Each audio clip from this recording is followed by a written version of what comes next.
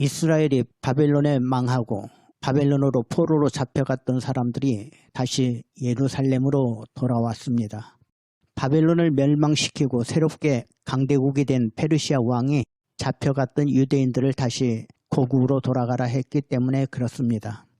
이때 첫 번째로 돌아온 사람들이 스룹바벨을 지도자로 49,897명이 돌아왔습니다. 이들은 매우 신앙적인 사람들이었고 성전 건축을 목표로 돌아온 사람들입니다. 이들이 돌아와서 자기 집도 마련해야 하고 살아갈 생활 수단도 마련해야 함에도 불구하고 이들은 먼저 성전 건축을 위해서 헌금을 하고 기공식을 하게 됩니다. 기공식을 하면서 많은 사람들이 감격하며 울었습니다. 나이 든 사람 중에는 과거 솔로몬 성전의 위대함을 생각하면서 너무 초라한 성전이 건축되는 것을 보고 통곡하며 우는 사람도 있었다라고 나옵니다. 이런 내용이 에스라서 3장에 기록되어 있습니다. 이어서 에스라서 4장에는 성전을 방해했다 하는 내용들이 나옵니다. 이스라엘 사람들이 성전을 건축하는데 주변 나라 이방인들이 좋아할 리가 없습니다. 이웃나라 사람들은 이스라엘이 잘 되는 것을 바라지 않았습니다. 더구나 성전을 건축하게 되면 모든 유대인들이 하나로 다시 뭉쳐질 것입니다. 그래서 당시 페르시아 왕에게 유대인들이 성전을 건축하면 안 됩니다. 못하게 하십시오 라고 상소문을 올리게 됩니다. 그 상소문 내용이 에스라서 4장 12절에서 14절에 자세히 나옵니다. 왕에게 아뢰나이다. 당신에게서 우리에게로 올라온 유다 사람들이 예루살렘에 이르러 이 배역하고 악한 성읍을 건축하는데 이미 그 기초를 수축하고 성곽을 건축하오니 이제 왕은 아시옵소서. 만일 이 성읍을 건축하고 그 성곽을 완공하면 저 무리가 다시는 조공과 관세와 통행세를 바치지 아니하리니 결국 왕들에게 손해가 되리이다.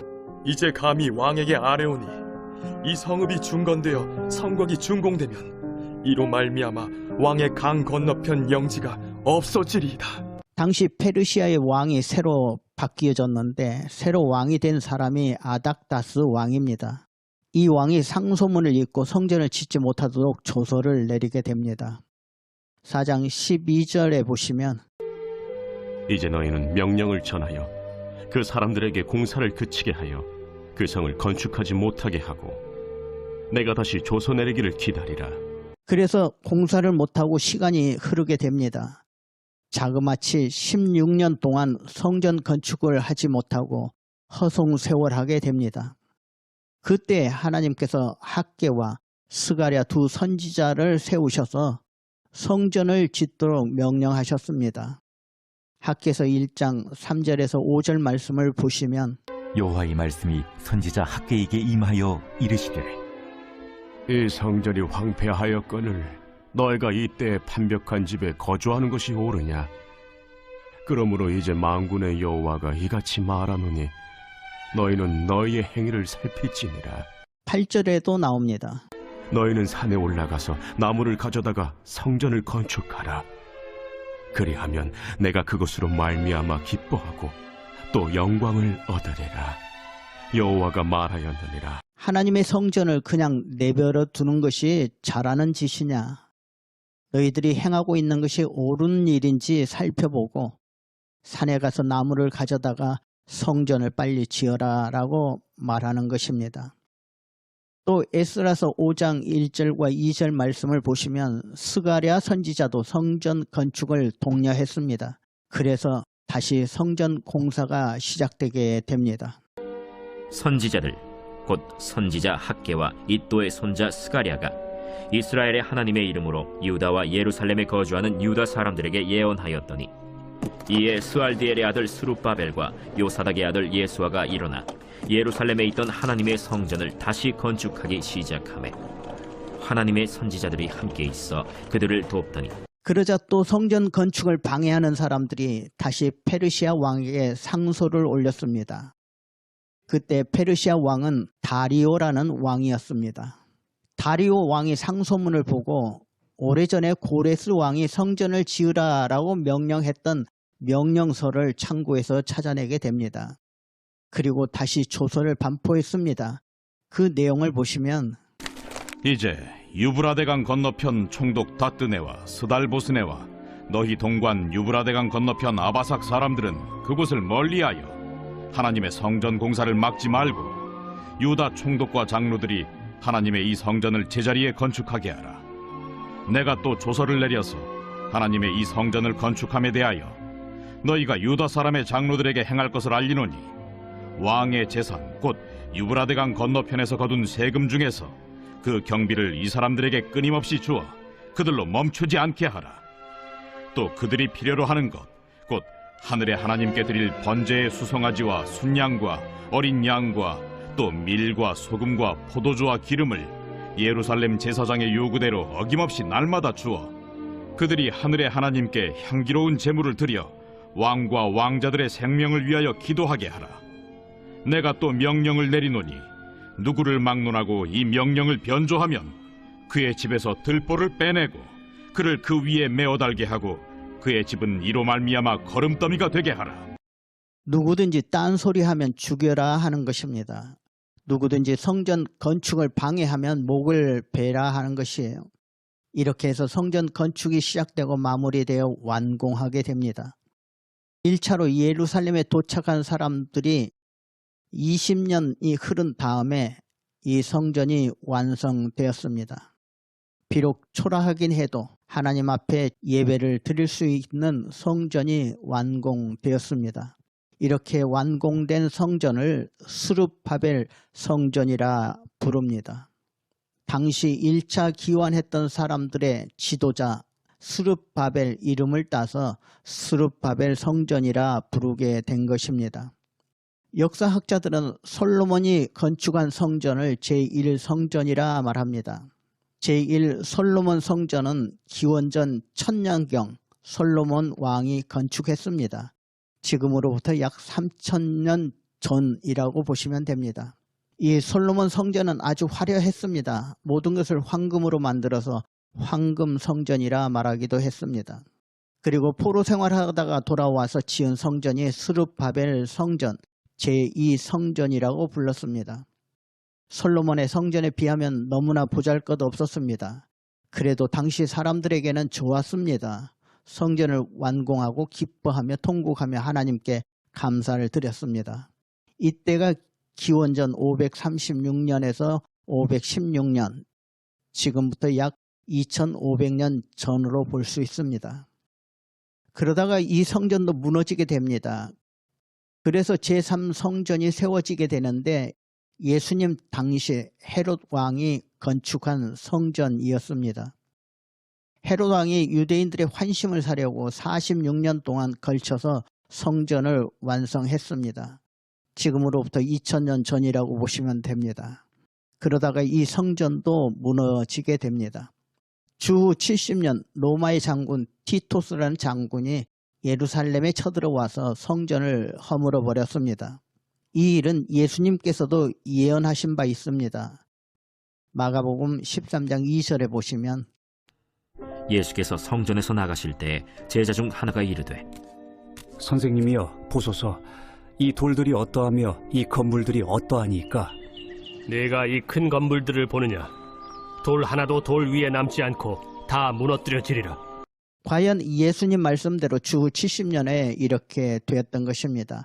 돌 위에 돌 하나 남기지 않고 성전이 다 허물어졌는데 그 후에 다시 하나님의 성전이 건축되지 못합니다. 하나님의 성전은 없어져 버리고 그 성전 터 위에 알라를 섬기는 신전 모스크가 세워지게 되었던 것입니다. 그래서 지금 예루살렘에는 하나님의 성전이 없고 성전 터 위에 이슬람 모스크 성전이 세워져 있는 것을 보게 됩니다. 다시 에스라서로 돌아가서 성전이 건축되었습니다. 이제 이스라엘 사람들에게 필요한 것은 하나님의 말씀을 배우고 그 말씀대로 살아가야 합니다. 그래서 포로 생활을 하고 있던 율법 학자 에스라가 예루살렘으로 돌아오게 되는 것입니다. 에스라서 7장과 8장은 2차로 포로들이 예루살렘에 돌아왔다 하는 것을 기록하고 있습니다. 이때 약 1700명이 에스라와 함께 돌아오게 됩니다. 이것을 제2차 포로 귀환이라고 말합니다. 2차 포로들이 돌아온 후에 또 3차도 포로들이 돌아왔습니다. 에스라가 돌아온 이후에 13년 후에 느헤미야가 예루살렘으로 돌아오게 됩니다. 느헤미야는 페르시아 왕궁에서 술 맡은 관원장이었습니다. 느헤미야가 돌아와서 무너진 성벽을 다시 재건하고 에스라와 함께 이스라엘의 신앙 부흥을 이끌어 가게 됩니다. 느헤미야에 대해서는 느헤미야서에서 자세히 말씀드리도록 하겠습니다. 에스라서 7장에는 에스라에 대해서 나옵니다. 에스라는 당시 제사장이면서 유명한 율법학자였는데 예루살렘에 가서 하나님의 율법을 가르치고 싶었습니다. 그래서 당시 페르시아 왕의 부탁에서 왕의 조서를 받아 예루살렘으로 돌아오게 된 것입니다. 에스라서 7장 6절에 보시면 이 에스라가 바벨론에서 올라왔으니 그는 이스라엘의 하나님 여호와께서 주신 모세의 율법에 익숙한 학자로서 그의 하나님 여호와의 도우심을 입음으로 왕에게 구하는 것은 다 받는 자이더니 또 예루살렘으로 돌아올 때 당시 페르시아 왕의 조서를 가지고 왔습니다. 그 조서에 대한 내용이 에스라서 7장에 기록되어 있는데 좀 길게 나옵니다만 여러분 한번 잘 들어보시기 바랍니다. 모든 왕의 왕 아닥사스다는 하늘의 하나님의 율법에 완전한 학자 겸 제사장 에스라에게 조서를 내리노니 우리나라에 있는 이스라엘 백성과 그들 제사장들과 레위 사람들 중에 예루살렘으로 올라갈 뜻이 있는 자는 누구든지 너와 함께 갈지어다. 너는 내 손에 있는 내 하나님의 율법을 따라 유다와 예루살렘의 형편을 살피기 위하여 왕과 7 자문관의 보냄을 받았으니 왕과 자문가들이 예루살렘에 거하시는 이스라엘 하나님께 성심으로 드리는 은금을 가져가고 또 내가 바벨론 온 도에서 얻을 모든 은금과 및 백성과 제사장들이 예루살렘에 있는 그들의 하나님의 성전을 위하여 기쁘게 드릴 예물을 가져다가 그들의 돈으로 수송아지와 순양과 어린 양과 그 소재와 그 전제의 물품을 신속히 사서 예루살렘 내 하나님의 성전 제단 위에 드리고 그 나머지 은금은 너와 너의 형제가 좋게 여기는 일에 너의 하나님의 뜻을 따라 쓸지며 내 하나님의 성전에서 섬기는 일을 위하여 내게 준 그릇은 예루살렘 하나님 앞에 드리고 그 외에도 내 하나님의 성전에 쓸 것이 있어서 내가 드리고자 하거든 무엇이든지 궁중 창고에서 내다가 드릴지니라. 나 곧 아닥사스다 왕이 유브라데 강 건너편 모든 창고지기에게 조서를 내려 이르기를 하늘의 하나님의 율법 학자 겸 제사장 에스라가 무릇 너희에게 구하는 것을 신속히 시행하되 은은 100달란트까지 밀은 100고르까지 포도주는 100박까지 기름도 100박까지 하고 소금은 정량 없이 하라. 무릇 하늘의 하나님의 전을 위하여 하늘의 하나님이 명령하신 것은 삼가 행하라. 어찌하여 진노가 왕과 왕자의 나라에 임하게 하랴. 내가 너희에게 이르노니 제사장들이나 레위 사람들이나 노래하는 자들이나 문지기들이나 느디님 사람들이나 혹 하나님의 성전에서 일하는 자들에게 조공과 관세와 통행세를 받는 것이 옳지 않으니라 하였노라. 에스라여, 너는 내 손에 있는 내 하나님의 지혜를 따라 내 하나님의 율법을 아는 자를 법관과 재판관을 삼아 강 건너편 모든 백성을 재판하게 하고 그중 알지 못하는 자는 너희가 가르치라.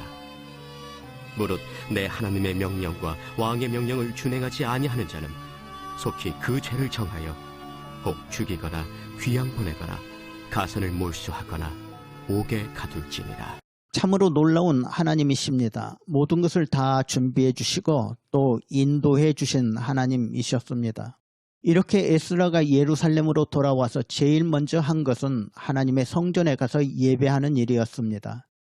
그리고 백성들에게 말씀을 가르치고 신앙 부흥 운동을 일으키게 됩니다. 이것을 후세 사람들이 에스라의 신앙 개혁 운동이라 이렇게 부릅니다. 에스라가 어떻게 당시 사람들을 개혁하고 또 율법을 가르치고 신앙 부흥 운동을 일으켰는지 그 내용이 에스라서 9장과 10장에 나오게 됩니다. 다음 주에는 에스라서 9장과 10장의 내용 말씀드리도록 하겠습니다.